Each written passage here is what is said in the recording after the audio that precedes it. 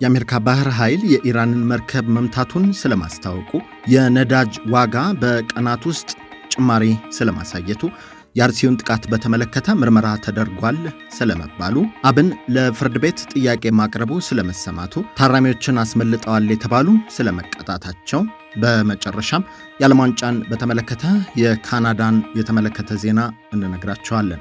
ሰላም ጤና ይስጥልን። ከብርሃን ቲቪ የሰዓቱን ዜናዎች አሁን እንነግራቸዋለን። ገጻችን የሚለቀቁበት ዜናዎችና ፕሮግራሞች በፍጥነት እንዲደርሷችሁ ሰብስክራይብ፣ ላይክ፣ ሼር፣ ኮሜንት በማድረግ አብራችሁን እንድትሆኑ በአክብሮት እንጋብዛለን። አሜሪካ የኢራንን መርከብ መምታቷን አስታውቃለች።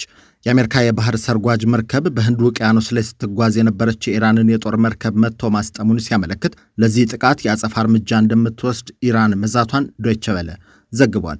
የኢራንን የጸጥታና መሰል ቁልፍ ተቋማት ኢላማ በማድረግ የአሜሪካና እስራኤል ጦር በቅንጅት የሚያደርሱት ጥቃትና የኢራን የአጸፋ እርምጃ አምስተኛ ቀን ውሎ ላይ የኢራን የጦር መርከብ የደረሰበት ጥቃት የአሜሪካ ሰርጓጅ መርከብ ከሁለተኛው የዓለም ጦርነት ወዲህ በጠላት መርከብ ላይ የሰነዘረው የመጀመሪያው ጥቃት መሆኑን ያወሳው የአሶሺየትድ ፕሬስ ዘገባ የስሪላንካ የነፍስ አድን ቡድን ከሰጠመችው መርከብ ላይ የ32 ሰዎችን ሕይወት መታደጋቸውን አስነብቧል።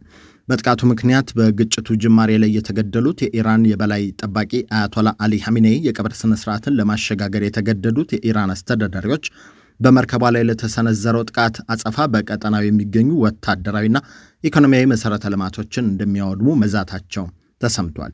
በሟቹ አያቶላ አሊ ሐሚኔይ ምትክ አስተዳዳሪ ለመምረጥ በዝግጅት ላይ ያሉት ባለአደራዎች ለእስራኤል ሕልውና አስጊ መሪ ከመረጡ ቴህራን በድጋሚ ኢላማ ከመሆን እንደማታመልጥ ከቴል አቪቭ ማስጠንቀቂያ መሰጠቱን የዜና ማሰራጫዎች አስነብበዋል።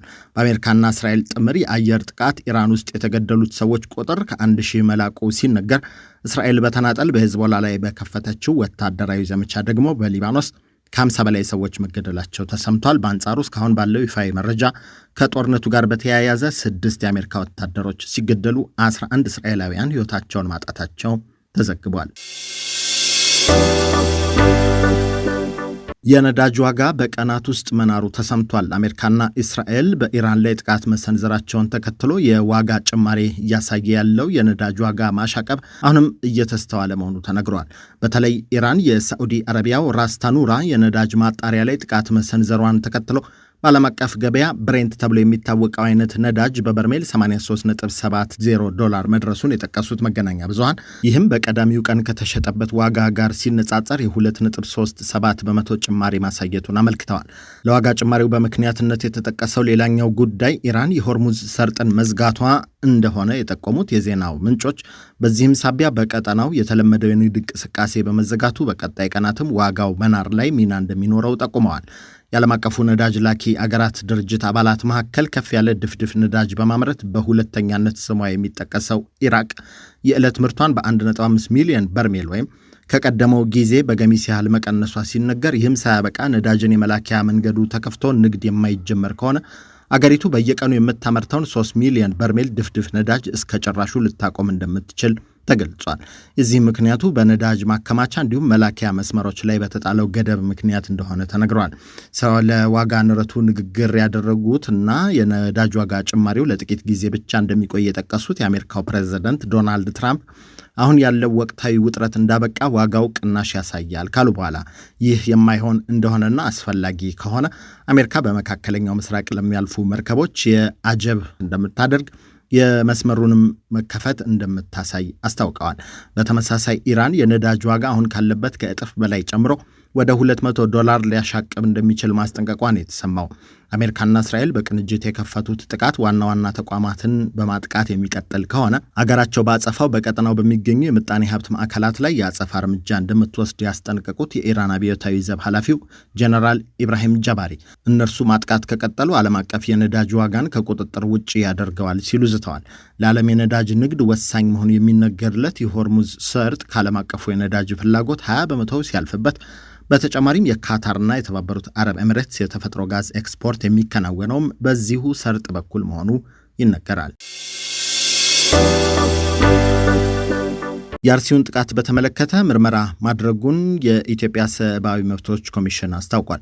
በተለያዩ ጊዜያት በኦሮሚያ ክልል አርሲ ዞን የተለያዩ ወረዳዎች ውስጥ ራሱን የኦሮሞ ነጻነት ሰራዊት ብሎ የሚጠራውና በተወካዮች ምክር ቤት ሸኔ በሚል መጠሪያ በሽብርተኝነት የተፈረጀው ድርጅት ታጣቂዎች በሰዎች ላይ እየፈጸሙ ያለውን ጥቃት በተመለከተ ምርመራ አድርጌያለሁ ያለው የኢትዮጵያ ሰብአዊ መብቶች ኮሚሽን ኢሰመኮ ለተወሰነ ጊዜ የመሻሻል ምልክት ታይቶ የነበረ ቢሆንም በቅርብ ጊዜ ግን ችግሩ መባባሱን አመልክቷል።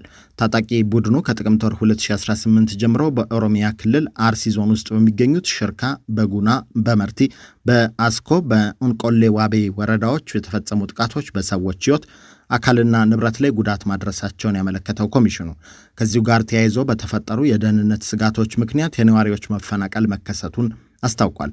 ኮሚሽኑ የደረሱትን ጥቆማዎችና ቤቱታዎች መሰረት በማድረግ የተጎጂ ቤተሰቦች፣ ነዋሪዎችና የአካባቢዎቹን የመንግስት ኃላፊዎች በማነጋገር አሰባስቤያለሁ ባለው መረጃ መሰረት ታጣቂው ቡድን የካቲት 19 ቀን 2018 በዞኑ ሽርካ ወረዳ ጃዊ ቀበሌና በሮቤ ወረዳ ገባ ቀበሌ በፈጸመው ጥቃት መግለጫው ይፋ እስከተደረገበት ጊዜ በቁጥራቸው በውል ያልተለዩ ሰዎች ላይ የህይወት መጥፋት፣ የአካል ጉዳትና እገታ እንዲሁም መፈናቀል መድረሱን እንዳረጋገጠ ገልጿል። በኦሮሚያ ክልል አርሲ ዞን የተለያዩ አካባቢዎች በታጣቂዎች የሚፈጸመው ጥቃት የሰብአዊ መብት ጥሰቶችን እያስከተለ መሆኑን የጠቀሱት የኮሚሽኑ ዋና ኮሚሽነር ብርሃኑ አዴሎ የሚፈጸሙ ግድያዎች፣ አካል ጉዳቶች፣ ማፈናቀሎች፣ እገታዎች እንዲሁም የንብረት ውድመትና ዘረፋዎች በህይወት የመኖር መብትን ጨምሮ ነዋሪዎች በሰላምና በደህንነት የዕለት ተዕለት ተግባራትን እንዳያከናውኑ አስቸጋሪ ሁኔታ እንደፈጠረ ገልጸዋል። ዋና ኮሚሽነሩ አክለውም የፌዴራልና የክልል ባለስልጣናት በተደጋጋሚ ጥቃቶች በተፈጸሙባቸውና የጥቃት ስጋት ባለባቸው አካባቢዎች በቂ የጸጥታ አካላትን እንዲያሰማሩ እንዲሁም ከሌሎች አጋር አካላት ጋር በመተባበር በጥቃቶቹ ምክንያት ከቀያቸው ለተፈናቀሉ ነዋሪዎች በቂ የሆነ አስቸኳይ የሰብአዊ ድጋፍ እንዲያቀርቡ፣ ተፈናቃዮች ወደ ቀያቸው ተመልሰው በዘላቂነት የሚቋቋሙበት ሁኔታ እንዲያመቻቹ እንዲሁም ተመሳሳይ ጥቃቶችን ቀድሞ የመተንበይና የመከላከል ስራ እንዲሰሩ ሲል ጥሪ አቅርበዋል። በተያያዘ ዜና በሆሮ ጉድሩ ወለጋ ዞን አቤደንጎሮ ወረዳ ታጣቂዎች ፈጸሙት በተባለ ጥቃት ሰላማዊ ሰዎችና የጸጥታ ኃይሎች መገደላቸውን ነዋሪዎች እንደነገሩት ዶይቼ ቬለ ዘግቧል። ነዋሪዎቹ ከአጎራባች ክልል የተሻገሩ ናቸው ያሏቸው እነዚሁ ታጣቂዎች 4 ሰላማዊ ሰዎችንና 3 የጸጥታ ኃይሎችን በጥይት መግደላቸውን ያስነብበው ዶይቼ ቬለ በአቤደንጎሮ ወረዳ ከባለፈው ሳምንት አርብ ጀምሮ ታጣቂዎች ባደረሱት ጥቃት ምክንያት ወደ 7000 የሚደርሱ ነዋሪዎች መፈናቀላቸውን እንደሰማ ጠቅሷል። በተጨማሪም ከ1000 በላይ የቁም እንስሳት በታጣቂዎች መወሰዳቸውንና የአርሶ አደሮች መኖሪያ ቤትን መቃጠሉን ያወሱት ነዋሪዎቹ ታጣቂዎቹ እህልና ሱቅ ማቃጠላቸውን፣ በዚህ የተነሳም ከሆማ ጋለሳ፣ ሎሚጫ፣ ጋራሮ ቀበሌን ጨምሮ ከ4 ቀበሌዎች የተፈናቀሉ ሰዎች በጫካ ውስጥ እንደሚገኙ አስረድተዋል። ሰኞ ዕለት ከምሽቱ 5 ሰዓት ድረስ በአቤደንጎሮ ወረዳ ቱሉ ዋዩ ከተማ የተኩስ ድምፅ እንደነበር የጠቆሙት ነዋሪዎቹ አክለውም በዚህም በሰላማዊ ሰዎችና ጸጥታ ኃይላት ላይ ጉዳት መድረሱን ተናግረዋል። ዶይቼ ቬለ የተከሰተውን የጸጥታ ችግር አስመልክቶ ማብራሪያ የጠየቃቸው የወረዳው ዋና አስተዳዳሪ አቶ ከተማ ዋቁማ በአካባቢው የተከሰተውን የጸጥታ ችግር ለመቅረፍ የጸጥታ ኃይሎች መሰማራታቸውን፣ አሁን ከተማውን መረጋጋቱን መናገራቸውን ተዘግቧል። አብን ለፍርድ ቤቱ ጥያቄ ማቅረቡ ተሰምቷል። የፌዴሬሽን ምክር ቤት ራያ አላማጣና ሁመራን ጨምሮ 5 አወዛጋቢ የምርጫ ክልሎች ከትግራይ ክልል ውጪ የህዝብ ተወካዮች ምክር ቤት ምርጫ ዘንድሮ እንዲካሄድባቸው ውሳኔ ማሳለፉን ተከትሎ ብሔራዊ ምርጫ ቦርድ ይህንን ውሳኔ ይፋ ሲያደርግ የፌዴራሉ ከፍተኛ ፍርድ ቤት እግድ እንደጣልበት ያወሳው የአማራ ብሔራዊ ንቅናቄ አብን በፍርድ ቤቱ ክርክር ውስጥ ለመግባት ፍላጎት እንዳለው ለፍርድ ቤቱ ባስገባው አቤቱታ መጠየቁ ተነግሯል። የምርጫ ቦርድ ውሳኔ ህገ መንግስቱንና የፕሪቶሪያውን ስምምነት የሚጥስ መሆኑን በመግለጽ ፍርድ ቤቱ ውሳኔውን ለጊዜው እንዲያግደው ስምረት ፓርቲ መጠየቁን ያወሳው የዜናው ምንጭ የወልቃይት ጠገዴ የአማራ ማንነትና ወሰን አስመላሽ ኮሚቴ በምርጫ ቦርድና በስምረት ፓርቲ ክርክር ውስጥ ጣልቃ ለመግባት ባለፈው ሳምንት አቤቱታ ማስገባቱንም ጠቅሷል። በጉዳዩ ላይ በአማራ ህዝብ ስም ህጋዊ መብትና ጥቅም እንዳለው የጠቀሰው የአማራ ብሔራዊ ንቅናቄ አብን የፍርድ ቤቱ እግድ በምርጫው ለመሳተፍ ያደረገውን ዝግጅት እንደሚጎዳበት በማመልከት በፍርድ ሂደቱ ላይ መሳተፍ እንደሚፈልግ መጠየቁ ተዘግቧል። ታራሚዎችን አስመልጠዋል የተባሉ መቀጣታቸው ተሰምቷል። ሰኔ 22 ቀን 2017 የህግ ታራሚዎችን ሆን ብለው ባስመለጡ የማረሚያ ቤት የፖሊስ አባላት ላይ የእስራትና የገንዘብ መቀጮ ቅጣት እንደተጣለባቸው የፌዴራል ማረሚያ ቤት ኮሚሽን አስታውቋል። አመለጡ የተባሉት የሕግ ታራሚዎች ብንያም ካሳይ ገብሩና ዳንኤል ጎይቶም ተስፋ የተባሉ ግለሰቦች መሆናቸውን የገለጸው ኮሚሽኑ የፖሊስ አባላቱ ድርጊቱን የፈጸሙት ግላዊ ጥቅማቸውን በማስቀደምና ከሕግ ታራሚዎች ጋር ቀድሞ በመመሳጠር ድርጊቱን መፈጸማቸውን አመልክቷል። ጉዳዩን የተመለከተው በኦሮሚያ ልዩ ዞን የገላን ከተማ ፍርድ ቤት በአንደኛ ተከሳሽ ሳጅን አደም ሽብሩ፣ በሁለተኛ ተከሳሽ ምክትል ሳጅን መንገሻ ደገፋና በሶስተኛ ተከሳሽ ረዳት ሳጅን ልጅ ዓለም ተሜ በተባሉ የማረሚያ ቤት አባላት ላይ የ1 ዓመት ጽኑ እስራትና የ1,000 ብር የገንዘብ ቅጣት መጣሉን የፌዴራል ማረሚያ ቤቶች ኮርፖሬሽን አስታውቋል።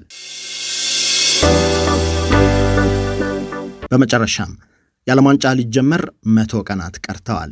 በካናዳ ሜክሲኮ እና አሜሪካ በሶስትዮሽ ጥምረት የሚከናወነው 23ኛው የዓለም ዋንጫ ሊጀመር 100 ቀናት በቀሩበት በዚህ ጊዜ ከአስተናጋጅ ከተሞቹ መካከል የሚገኙት የካናዳዎቹ ቫንኩቨር እና ቶሮንቶ ከዋነኞቹ የጨዋታው ማካሄጃ ስታዲየም እና የደጋፊዎች መሰባሰቢያ ስፍራን የመጨረሻ ግንባታ በማጠናቀቅ ላይ መሆናቸው ተነግረዋል። በዚህም መሰረት የሩብ ፍጻሜ 7 ጨዋታዎችን ያስተናግዳል የተባለው የቫንኩቨር ከተማው BC ፕሌስ ስቴዲየም የአዲስ አሳንሰሮች፣ የተጫዋቾች መልበሻ ክፍል እና የእንግዳ መቀበያ ቦታዎችን ጨምሮ $196 ሚሊዮን የፈጀ የማሻሻያ ስራ እንደተደረገለት ጠቅሷል።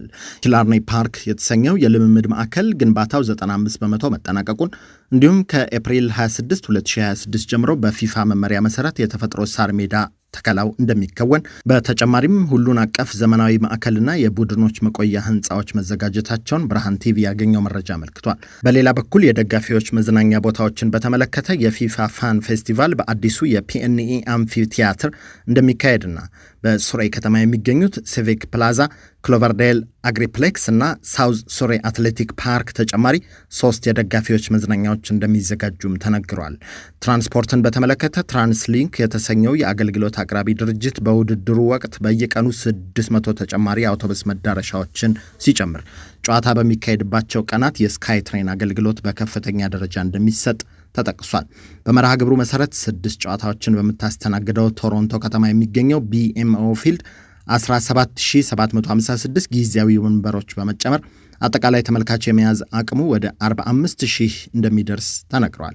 ለዚህም የባተርስት ስትሪት ካር መስመር በውድድሩ ወቅት ከመደበኛው ተጨማሪ የ5 ደቂቃ አገልግሎት እንደሚሰጥ ያመለከቱት መረጃዎች በከተማይቱ የሚገኘው ረበል ናይት ክለብ ውስጥ ከቀድሞ የብሔራዊ ቡድን ተጫዋቾች ጋር በተገኙበት በዓለም ዋንጫው መጀመሪያ 100 ቀናት ቆጠራ መጀመሩን ጠቁመዋል። እንደ ደላዌት መረጃ ውድድሩ ለሚካሄድባት ግሬተር ቶሮንቶ እስከ $940 ሚሊዮን የገቢ ምንጭ ሊያመጣ እንደሚችል ተገምቷል። ውድድሩ በቫንኩቨርና ቶሮንቶ ከተሞች የሚካሄዱ የእግር ኳስ ጨዋታ መርሃ ግብርና ሌላ መረጃዎችን በተመለከተ ብርሃን ቲቪ ዝርዝር መረጃ ለማቅረብ መሰናዳቱን በዚሁ አጋጣሚ ያስታውቃል። እነኚህን ዜናዎች ነበር የነገርናችሁ።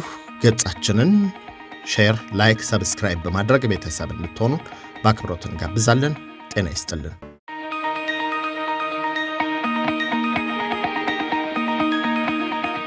እንኳን ደስ አላችሁ። ለኢትዮጵያና ኢትዮጵያውያን ታማኝ የመረጃ ምንጭ ሆኖ የኖረው ብርሃን ቲቪ 16 ዓመት ሞላው።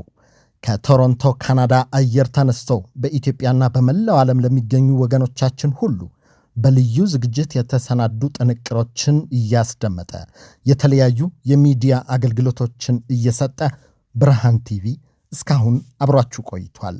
በ2025 የማህበረሰብ አባልነት ፕሮግራማችንን ስንጀምር ላደረጋችሁልን ታላቅ ድጋፍ እያመሰገንን በዚህ በያዝነው በ2026 ይህንኑ የማህበረሰብ አባላት ቁጥር 400 ለማድረስ አቅደናል።